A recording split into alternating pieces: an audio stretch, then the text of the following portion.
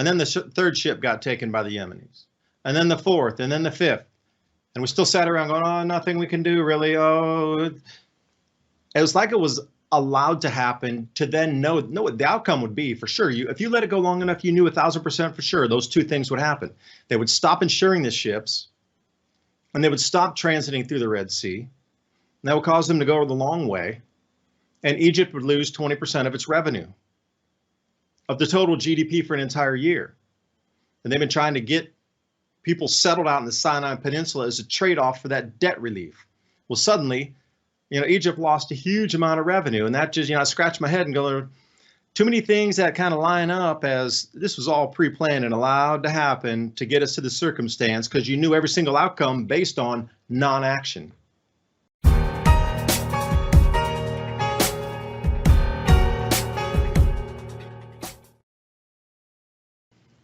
And thanks for joining me here, Brighteon TV, every other Friday, 2 to 3 p.m. Eastern Standard Time, mini Ice Age conversations.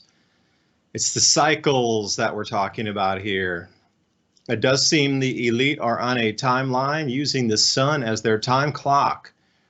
So what do we see new that shows us something is amplified? Well, you could look at record cold temperatures being set all across the Northern Hemisphere. Unusual and unique wind patterns at extreme velocity or speed in the atmosphere, and you could look how things are also being disrupted across South America with different changes in the hydrological cycle. Rainfall's some area not there any longer. It's being bent around. So these changes are massive and they're here.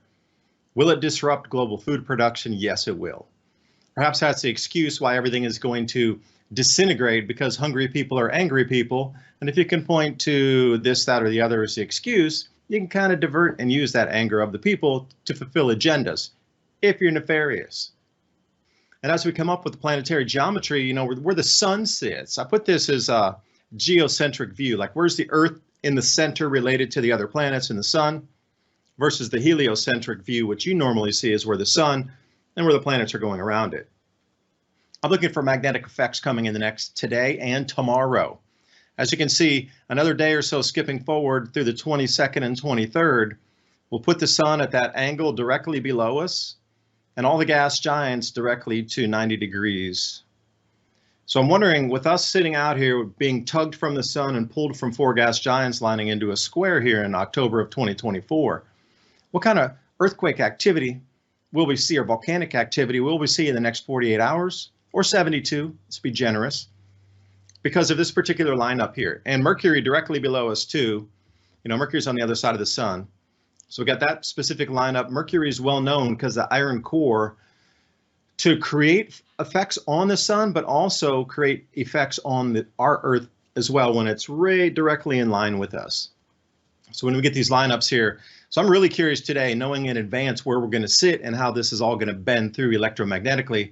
So keep your eyes on the news throughout the rest of the afternoon into tomorrow, because we just came through the solstice yesterday, the lowest amount of, the shortest day, and lowest amount of sunlight that'll reach the Northern Hemisphere. So we are at the bottom and we are coming out of that. So energy should be increasing every day forward from this point. And just feel how are you feeling now that we've come through the lowest energy point of the year for at least us in the Northern Hemisphere? We've reached that bottom, now we're popping back out. It's like the new moon when it comes down to zero and then back out again. Good time for planting. Gold has soared past $2,000 an ounce. All-time record high prices. Wars in Israel and Ukraine. Rate cuts on the table, fueling gold's meteoric rise. Call the proud Americans, the Patriot Gold Group today before it's too late. Mention the Adapt 2030 channel. You're going to get some great in-class service. Also, Patriot Gold Group has a no fee for life IRA where your IRA or 401k can be in physical gold or silver. No fee for life IRA on qualifying rollovers. Give them a call, 888-546-7020. And now on with the video. While all this is going on, you're getting this mixed messaging of, oh, the planet's warming, you're putting all the gases up. But then everybody is so worried about the oil being disrupted. Now, the mixed messaging is clear enough to confuse. So I just wanted to put this one up here. How many billions of barrels? That's with the GBBL, BL for barrel and GB for billions. because BBB would be a little confusing. So billions of barrels, not millions, billions. So, Saudi Arabia, 266 billion barrels, proven reserves. They're talking about cutting off the oil around the planet to save the planet, yet they're so worried about the oil being cut off right now that we can't continue our civilization without it. And they're worried about a hyperinflationary runaway event as companies will charge more because they're the only ones in town with product because it stopped the transit. So here, I'm going to dig a little deeper into the Yemen thing here for you today because a lot of eyes are on it or were on it, but they don't really dig that deep. They gave you a couple pretty little maps, and then I like to take some maritime maps today and dig it in. So Red Sea attacks, if you're not familiar with Yemen, very, very old history. If you look at an area around 800 AD called the Marib Dam, and I'll spell that for you, M-A-R-I-B, that was the largest water reservoir in that part of what you consider like Northern Africa in the Middle East.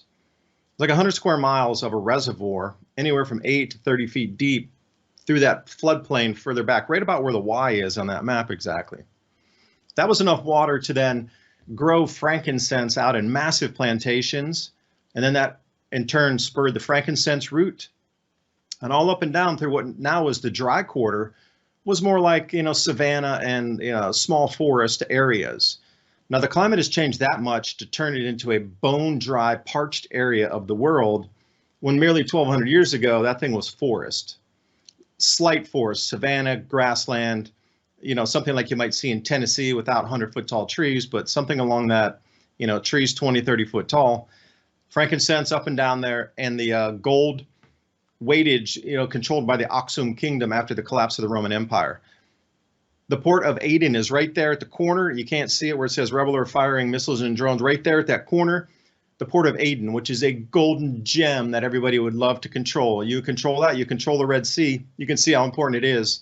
Dudes with drones, those are the new mines that there would have been in the other. They're not going to mine the sea lanes. They're just going to throw drones out there the whole. So the new drone is the new mine. So we're starting to get the warnings, and this is an example of one. The UK puts this out. They show there's an attack on a ship where it is, and they try to respond for help. The one on the right, you're seeing, that's the container ship they took. So it's getting to pretty big level. It's not like a little tiny ship carrying some sugar. This type of vessels are the ones that are being redirected if they're hauling anything bound for Israel or out of Israel outbound to the rest of the world. Now they're using missiles, drones, etc., but this is the size of the vessel. So it makes a lot of sense why huge amount of people are saying no more. But how much is no more? So the first one on the oil companies was BP, and they said, no more, we're not going to send any ships through. We're going to go the long way around. We're going to burn a ton of bunker fuel. We're going to pollute the atmosphere, and just, don't say anything about the global warming until this is over. And Evergreen out of Taiwan also said, no, we're not going to ship anything from Asia through there. We're going to go up through Malacca Straits and right straight down. And then the Red Sea tanker traffic is, this is another size of the ship that they are trying to redivert into port in Yemen. Like, these are very large vessels. The insurance rates, I think it was hull value is like 1% or 0.1%, and 1% would be a risky one. Well, it went up to 5% of the full hull value. So if you're talking about $500 million for a ship, to ensure that 1/10 of 1% was the going rate for things that are sort of modern, not rust buckets. But then to charge a full 5% on 500 million, yikes. They were just like, we're not going to even insure it. We don't want it to get sunk. It's that valuable, and we can't cover that, And then OCL, which is the biggest news that didn't make the news, all shippers out of Hong Kong have ceased. They're not going around there either. But you got to realize that the trading partners with China coming through that area, it's resetting the world stage. It truly is. Like, for them to say all freight Hong Kong outbound is not going to go through that Strait of Hormuz up through the Red Sea any longer. You got to think also about Egypt, the revenue they generate from that. They're going to cut, 20% of their GDP by not having the transit routes anymore. And we're talking thousands of ships, not hundreds, not dozens, thousands. So then immediately after that, the next couple of days, then 4 of the 5 world's largest container shipping companies all in unison said no more. Hapag-Lloyd, Maersk, CMA. Uh, no more. And that's 53%. 53% of all container traffic on the globe controlled by those companies. They're not going to send it through there any longer. So you got to think about the knock-on effects, like how long this is going to delay what's getting into your stores, what's getting into your repair parts, what's getting in for medicines. There's a huge amount of delays happening currently. But on the inverse, anybody aligned on the BRICS nations is allowed free trade and passage unhassled.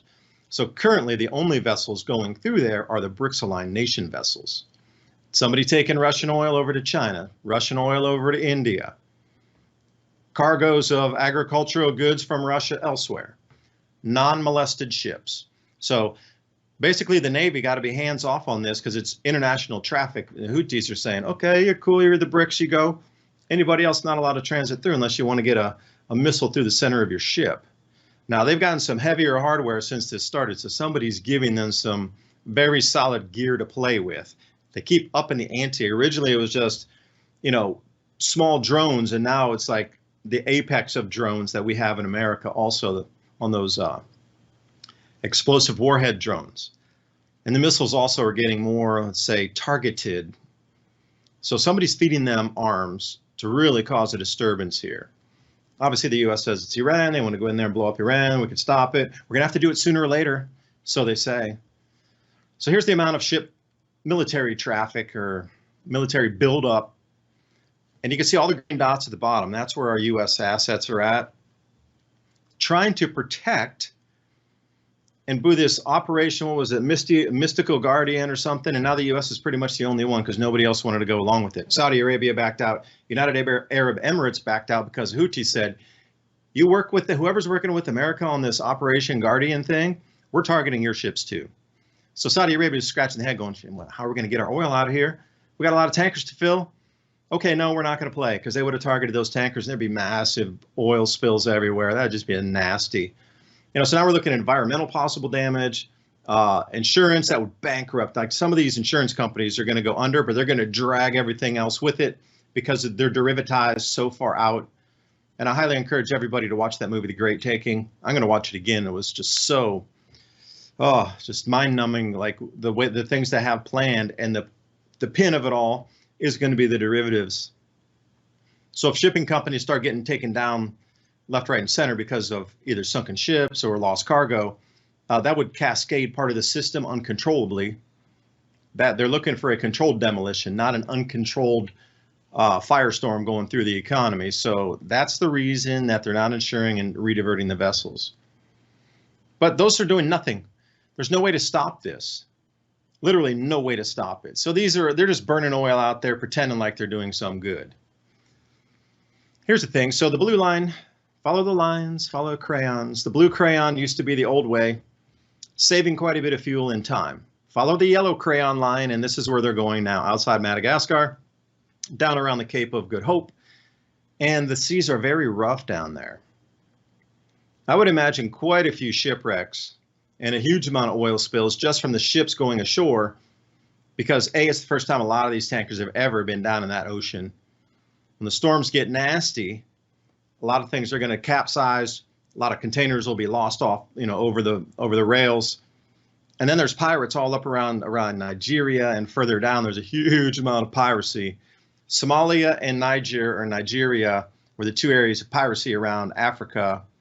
So we'll see that kick off again. They're just sitting ducks. Like, those ships that are going around there, the very brave captains in the beginning. This is a better look at the shipping lanes for you. You can see how it gets really, really constricted there. And obviously, if you're only less than 12 miles away, then any type of armaments or drones or, missile attacks, rockets, this sort of thing, 12 miles is a very, very, very short distance to get good accuracy.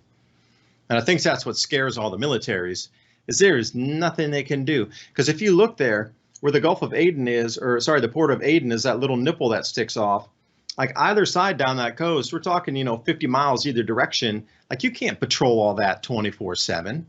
People can just pop out from under some rocks, fire a few things off, back down into the tunnels, and away you go. This is the kind of resistance they're up against.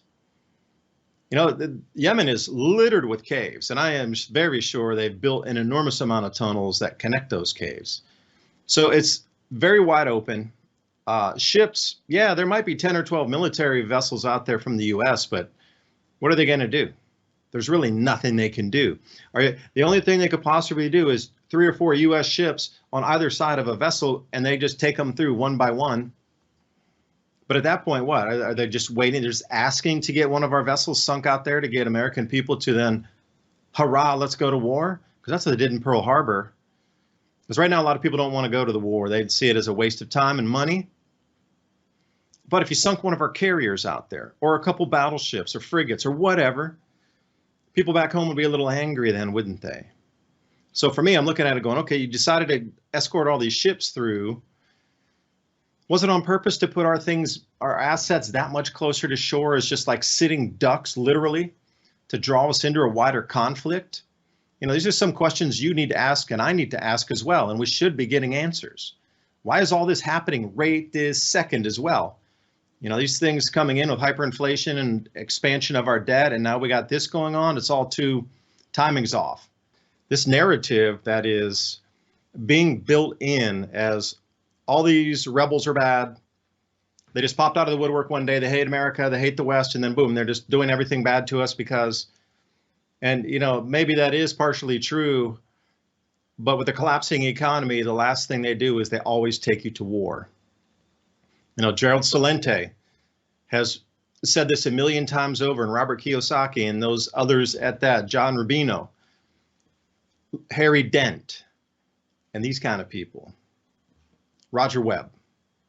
They take you to war when it comes to the end, and there's no other choice.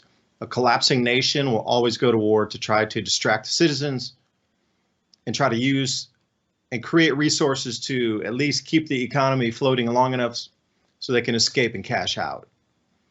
It seems like something like this is happening because you cannot tell me with your right mind that weeks ago, 3.5 weeks ago, the first ship got taken. And then the second ship. And we dealt with the Somali pirates.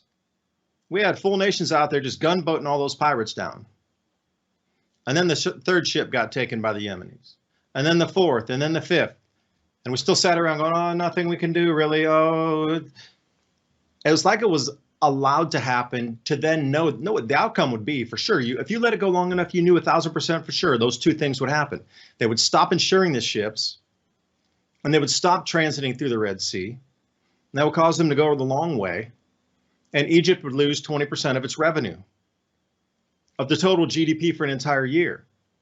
And they've been trying to get people settled out in the Sinai Peninsula as a trade-off for that debt relief. Well, suddenly, Egypt lost a huge amount of revenue, and that just, I scratch my head and go, too many things that kind of line up as this was all pre-planned and allowed to happen to get us to the circumstance because you knew every single outcome based on non-action. And we sit here today. Now we got to have another conversation about this long route here and the climate change it will produce from ship tracks. But no, these woke companies don't talk about that. So just we'll delve into some numbers first here. Now, if you go through Singapore and you come out of the Malacca Straits, oh, and by the way, Malaysia just said as of yesterday, no Israeli ships in. If you have one container bound for Israel, you are not allowed to use our territorial waters. You are not allowed to berth in any of our ports. So that's another Malacca Strait choke point. It would just take Indonesia to say the same thing, and that'd be another one. They'd have to go around Australia then. So imagine ships having to go around Australia versus just right through the Malacca Strait there. That'd be another run around, way more climate change on that one. So they're going to have to go 11,720 miles approximately versus 8,400 miles. That's an extra 2 weeks of chugging along burning bunker fuel by the thousands of ships transiting that Southern Ocean. Pirates, heavy seas, and who knows what else could go wrong. But the percentages of disruption as of today, and we're not even weeks into this thing, we're days into it. So 8.8 million barrels a day that is normally run through that Red Sea area has ceased. That's 21.5% of all of Europe's energy needs. They're already struggling to stay alive anyway after they cut their own throats by cutting off Russian imports of natural gas and oil. Now it seems like somebody's cut off their legs because they're losing their oil coming through the Red Sea. Now they got to wait for it. It's got to go all the way around. Then what? Truly, then what? Because some of these articles coming out are already telling you which items are going to be. They're going to be weeks, if not months, delayed. So BP leads the oil majors rerouting ships away from the Red Sea. Now they're all going to follow suit. Once it's the first, then it's the second Conoco, then it's the third, then it's all. Just like it was 4 out of 5 of the largest container vessels. Now it's going to be oil tankers. It'll be breakbark. What about agricultural breakbark carriers? They're going to do the same. You know, there's going to be a containment zone away from the Red Sea, rerouting everything. So that's and if you just look, we are talking just in days here, they caused a 40% decline in Red Sea traffic. 40% in days. So this is going to trickle to 50 and then 60, and then the only vessels transiting will be BRICS-aligned nations outside the scope or the sphere of anything to do with Israel. Those are the only vessels that'll transit through there safely. Then truly the BRICS controls all the cards because they control the oil routes at that point. Nothing any of the Western nations can do except sit by and just go, maybe we need to start a war with Iran, and then because it's going to come to Iran eventually, and we're going to have to do it anyway, so we might as well do it today, before the election, because the sitting president's never lost that's been in a war. So let's look at a couple more maps, shall we? Now, 55 ships deviated from their routes. That was day one. That was back on the 19th. What are we on, the 22nd today? You can see how fast this thing is moving. So now it's hundreds that have diverted because every ship that was en route coming out of Asia that was planned to go through is all they've decided to reset course. So now it's into the hundreds, and early next week it'll be into the thousands. That's how fast this thing is moving in real time. So in real time, I'll take you back to the 19th. You can see the light blue streaks coming off the Malacca Strait where I showed you where Kuala Lumpur was. Let me see if my mouse is working. Okay. So Kuala Lumpur, KL, Malaysia, who now said no Israeli vessels or anything related to Israel can dock there or use territorial waters. They're coming out of the Malacca Straits right there. Then you can see they're dovetailing, moving right over toward Madagascar, south of that, and then heading around the Cape of Good Hope, and then up offshore off Angola and Nigeria area, over past Senegal and Mauritania, Eye of Africa, and back up. Okay, so look at the transit number. There's this spackling of them, like a little drop. You hardly see any out there. And then fast forward to today. I just got this off maybe a few hours before the show here. Look how many vessels now are transiting that route. And I broke it down into simply container vessels and tankers. That's it. I removed everything else. I removed out any of the military traffic, any of the yachts, anything like that, nothing else. It was only tankers and container ships. That's this map here. So, you know, it's kind of, there's a lot of, you know, it's a busy map. So then I thought, all right, maybe I'll put a hotspot tracker on it. So that area from what you saw from the Malacca Strait straight down to South Africa, that has become a super highway for ships in days. And you can see how they're transiting straight up off of Africa here off the bottom. They're coming right around in Guinea-Bissau and Senegal right there. And then following up would be the traditional routes from South America up through Mauritania over into Straits of Gibraltar if they're going to head into the Mediterranean Sea. But that adds a lot. And then up to Rotterdam as well. You know, this is disrupting so much so early that the ramifications are unknown of really how much of an effect this is going to have on the global economy. Now, if you were nefarious and you wanted to plan it to make sure food shortages happened, you would do something like this early. Like right now, people are getting ready to plant. They're getting the machines. They understand the repair parts that they need. Well, the second largest components producer in the world said there's now a 20 lead time, 20 weeks. And if you want to do anything customized, 40 weeks lead time. That means the delay. What if you can't get the fertilizers? What if you can't get the DAP that you need for any engine to run with the new computerized engine? If you don't have DAP in there, you're not ready, it won't even turn on because of the fuel emission controls. Mike and I talked about this yesterday for a minute. But those sea routes there, adding extra weeks, plural, and the amount of pollution, and you're running those ships at $50,000 a day minimum just for the crews and staffing on that thing. Even if they're sitting at anchor and not even moving, minimal skeletal crew on a berthing space offshore is 25 grand a day to just keep it barely operational at skeletal crew at anchor. Now you're going to add an extra 14 to 20 days on a ship journey. They're passing that cost on to you. Absolutely everything's going to get more expensive from this. And I want to talk about clouds for a second. Particulates is more really what I wanted to delve into. I mean, we see geoengineering, you see it everywhere. The bottom for me is truly the way I remember seeing the sky as a kid. Sun was yellow, clouds were puffy, skies were blue. Now, I live out on a farm way out here in East Tennessee, way at the edge of a national park. As far as you can go, and behind that, tens of thousands of square miles of just wilderness behind me. And you know what? The skies look just like in the first one. It doesn't matter. Up there, it's all checkerboards and crisscrosses and triangles and things. Those are particulates also.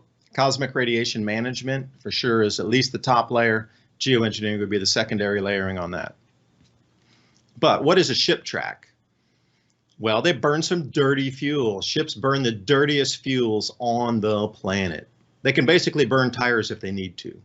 Think about a liquefied tire. That's bunker fuel. I know it's a rudimentary example, but it really is that gooey, that thick and viscous, and that carbon laden that they can get rid of it out overseas, literally over the sea. Now, what you're looking at here, this is NASA that had done some, was it Earth Viewer for the picture of the day? They were showing you the ship tracks because they were trying to tell you about global warming. Like ships are causing global warming. Under the marine layer there, you can actually see where the ship tracks. You can actually see where the ships had transited, and the smoke they're billowing out is so incredibly heavy and dense and full of particulate that it's leaving those, creating clouds as it moves along across the ocean surface. And they're called ship tracks. And you're going to hear more and more about these. Assure me, you are going to start hearing about this, but in a different way. So we got all these ship tracks here. And here's the NASA Earth Observatory. This was up off of Alaska one day. They're like, look at all the ship tracks, and they were tracking them as well. And this is from NASA, where they were trying to prove global warming because of shipping, to say we need to stop global shipping because it's creating global warming. And now we sit here, run thousands of ships, an extra, 3,000 miles on thousands of journeys because you got to get your trinkets of junk from a factory burning trash somewhere to create electricity. That's what they're after. And oh no, you're going to be the one to blame.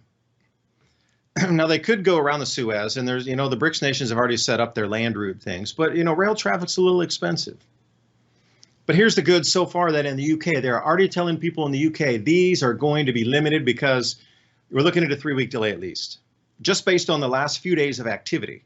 Now, will it catch up in the future? Maybe, maybe not, who knows? But the first things, tea, coffee, wine, clothes, are absolutely going to be delayed. And then you could probably add in a bevy of others like rubber coming from Indonesia. What else do you think would be coming from China, Hong Kong, Japan? You think they're going to fly it over there? Of course not. That'd be too expensive. Even on rails, I think it's about, what, 70 times more expensive to run it on a rail, like the bulk, compared to putting it on a ship. It's by far the cheapest way to send anything. But now you're adding an extra 20 days in a journey, if not more. But the bunker fuels is really the thing. That's a substantial difference and a substantial amount of time to run it around there to Southampton, staying off coast away from the pirates. And, the Southern Oceans, I surfed down to South Africa, and we would always wait for these massive storms to come in. And I've seen some, it's terrifying sometimes when the storms would get too big to surf. The waves were just so gigantic. And it was the howling winds, the gales. I mean, yeah, you can go through some things in a ship, but I mean, it was, you sure wouldn't want to be on the high seas during that time. It was just, the power of nature was so humbling, it was terrifying.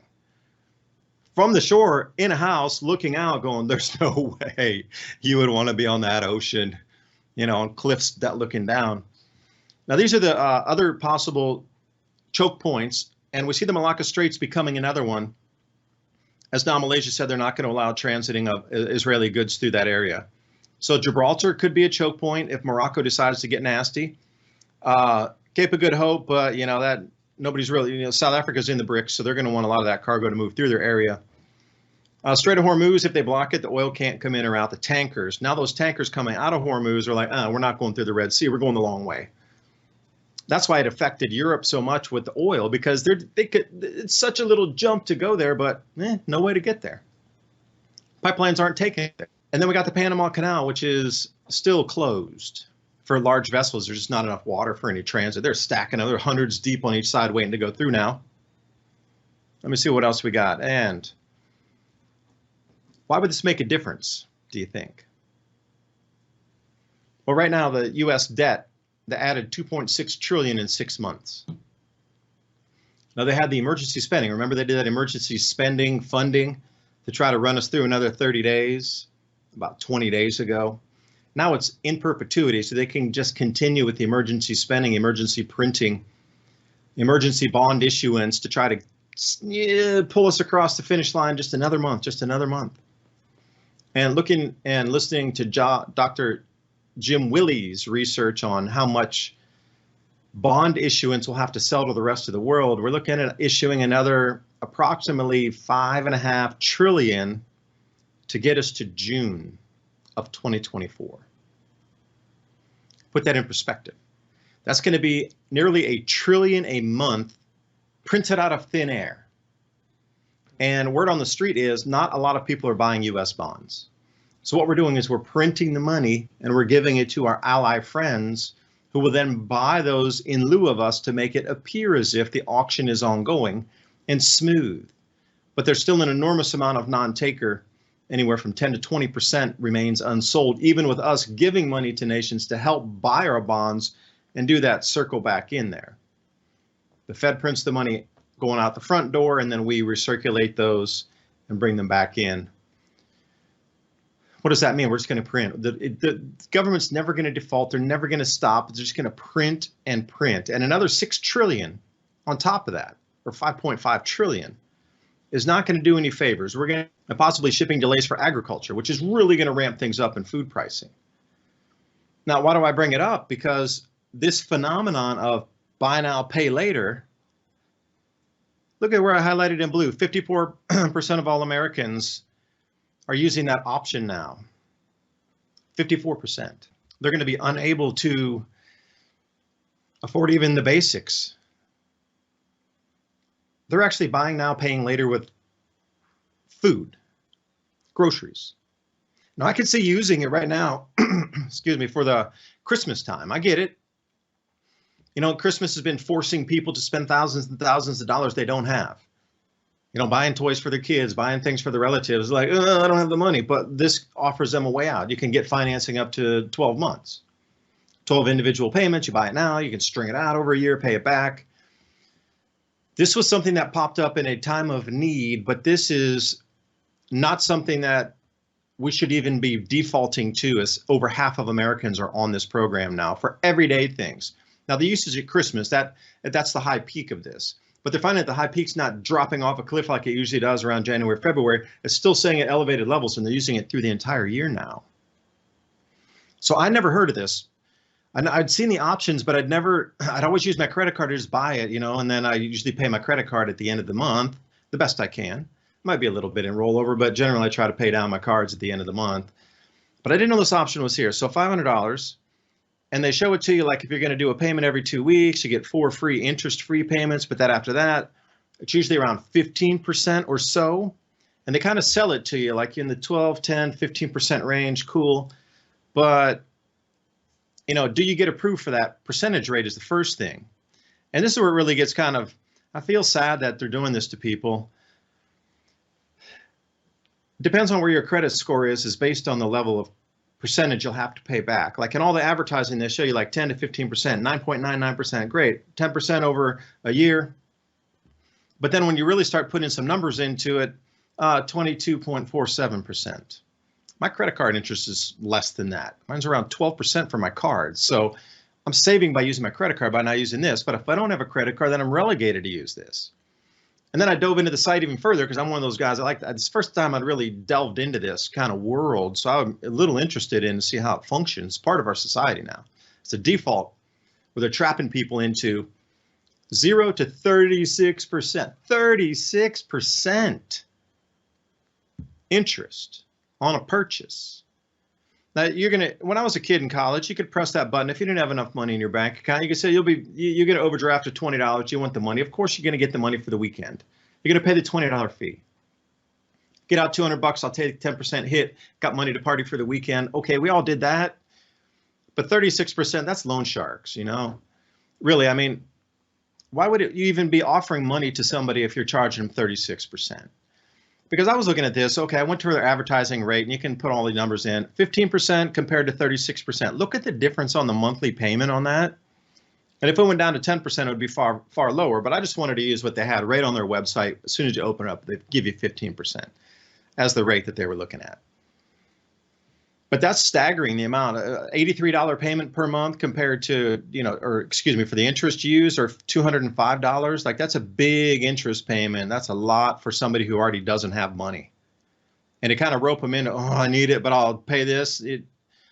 It's like modern loan sharking. And I feel so bad that America has been put in this position that we are selling out our citizens now into this bondage. That's unacceptable. To start these worthless wars, and you see why Russia now has the highest gold reserves ever in their history. The entire planet's shifting over to a non-monetary system outside the US dollar that, yeah, we'll still have the dollar and we'll trade with our Western partners. But 80% of the rest of the world's not that. That's 80% of the rest of the world that's going to be using its own systems of interpayment of its own fiat currencies outside the dollar and the SWIFT system. So they're all moving to gold. And just want to finish this off with here. Military agreements with Russia in Africa. I don't see America. Where's America? I don't see. French just got kicked out. We're getting kicked out of the world. Anyway, thanks for watching. Share this with your friends and family. Bye for now.